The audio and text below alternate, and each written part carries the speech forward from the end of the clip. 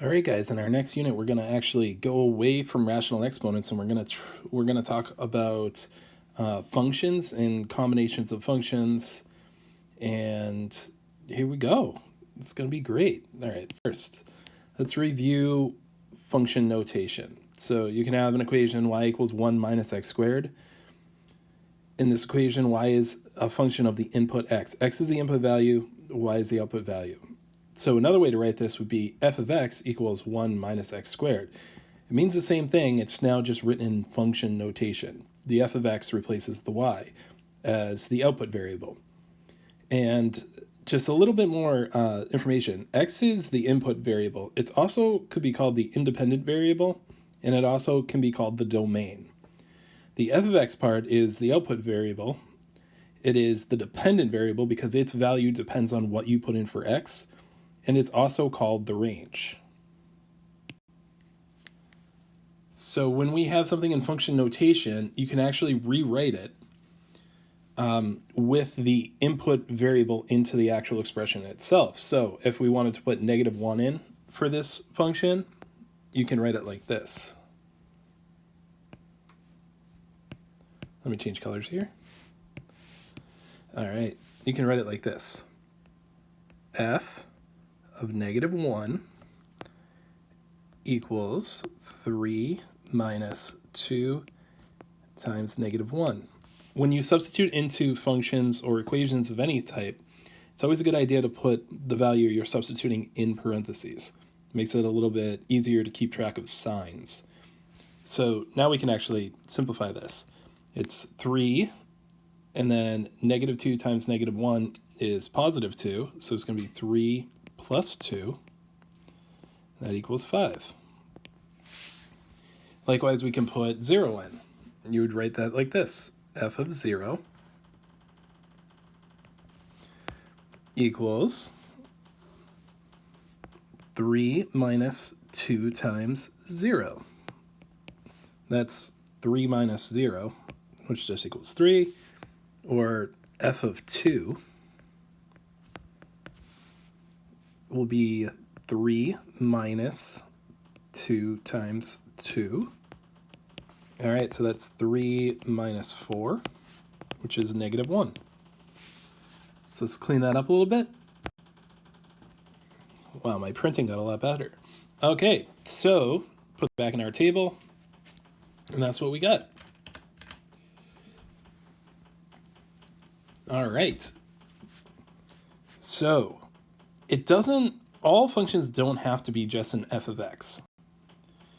You can also call something g of x or h of x or any other letter, really. Try to stay away from the ones that are like variables, like I wouldn't do x of x. That doesn't make any sense to me. But here we have two different functions. One of them is f of x and the other one is g of x. The x in both of those functions has the same values. So you can put the same values in for one as you do the other one. But the functions themselves are clearly different. So we can do a lot of things with these two. We can actually add these two functions together. We can subtract them. We can multiply them. We can divide them.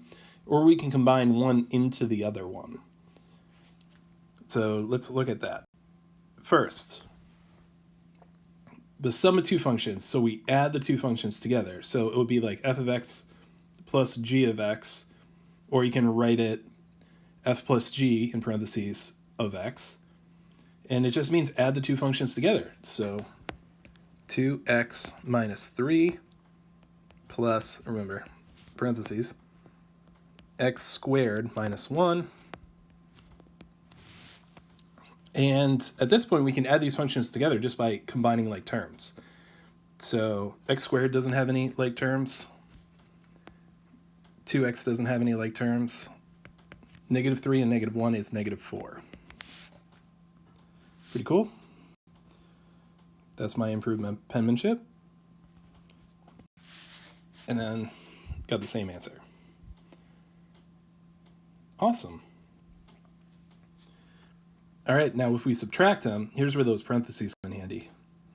If we're going to subtract these from each other, we're going to do 2x minus 3 minus x squared minus 1. but you have to write it this way with parentheses. That minus applies to both of these numbers. So what I'm going to do is change it to a plus and make this negative and make this positive.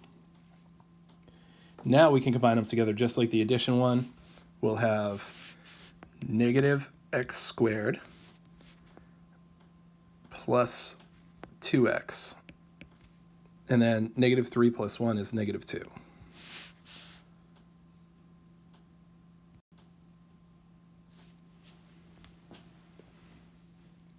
Pretty simple, right?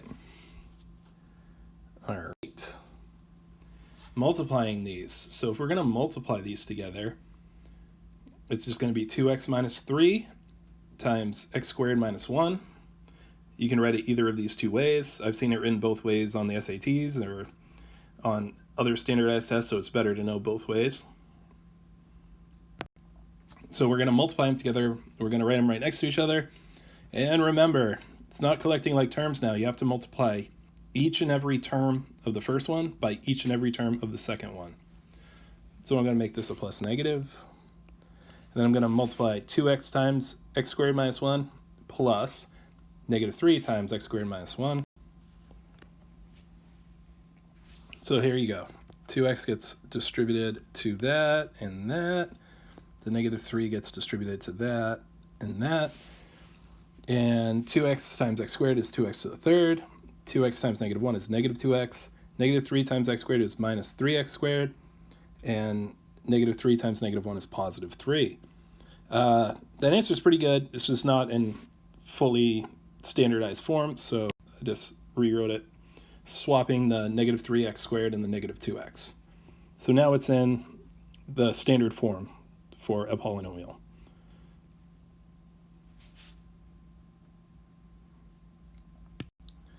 All right, dividing functions. Dividing functions can get tricky, but most of the time, it's really simple. You take 2x minus 3 and put it in the numerator, and you put x squared minus 1 in the denominator, and you write it, and this is how it looks when you write it. And there's nothing more we can do to simplify this, and nor do we have to. Now, on the bottom, I could factor that. I could write this as 2x minus 3, and the bottom is the difference of two squares, so it would be x minus 1 times x plus 1. That actually doesn't make it any simpler, though. So you could just leave it right like this, and that's totally fine. Sometimes you do have to factor them, and then terms would actually cancel out. But in this case, you can't cancel out those terms because the x minus 1 and the x plus 1 are written in parentheses. If you were to divide them, they'd have to divide into both of them. Or the whole parenthesis would have to be able to be canceled out. All right, moving on. Composition of functions. This is when you take one function and put it into the other function. So f of g of x means that we're going to put g of x in for the x in f of x. So I'm going to take this whole thing and put it into where that x is. So f of g of x would end up being x plus 1 squared, because f of x was x squared, and instead of the x, we write in the entire function g of x, x plus 1, and that's how we simplify that. Now, this is the easy way to write it, the f of g of x. You can clearly see that g of x will go in for the x of f of x. There's another way that people write it, using kind of a more traditional notation. And it looks like this. Notice there's like a circle in between them right here. Well, when you see that, the second number will go inside the first function. So the second number, let me do this in another color. This goes in side of f of x.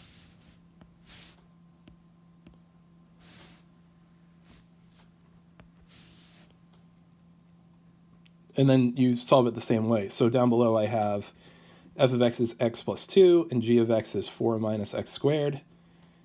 So the f of g function, I'm going to put this 4 minus x squared in for this x.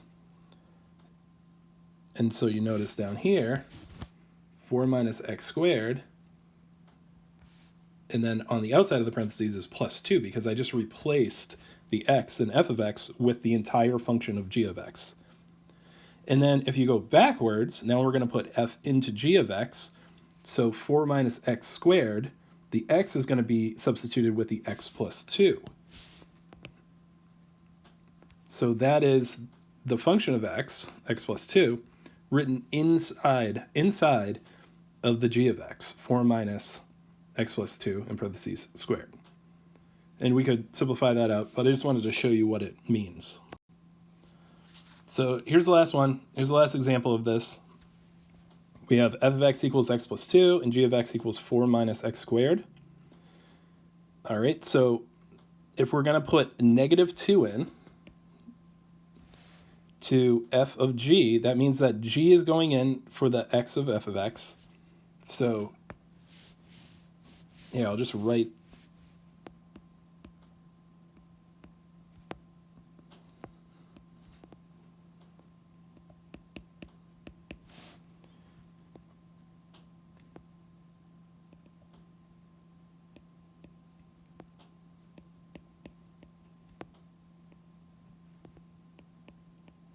it's 4 minus x squared plus 2. So then if we're going to put a 2 into that, the 2 goes into the x that was originally part of g of x. So it would be 4 minus negative 2 squared, all that's in parentheses, plus 2. So here you can do negative 2 squared, which is 4. 4 minus 4 is 0. 0 plus 2 is 2. And that's how we got our answer 2. The g of f function with negative 2 in it, so just a regular g, the composition of g upon f, oh, I almost wrote an x there, would be, we're putting f of x in for the x of g of x, so it would be 4 minus x plus 2 squared. And then if you're going to put a negative 2 in, because that's what it says right here, negative 2, if we put that in for the x, negative 2 plus 2 is 0. 0 squared is 0. 4 minus 0 is 4. That's where that comes from. All right, guys. Good luck.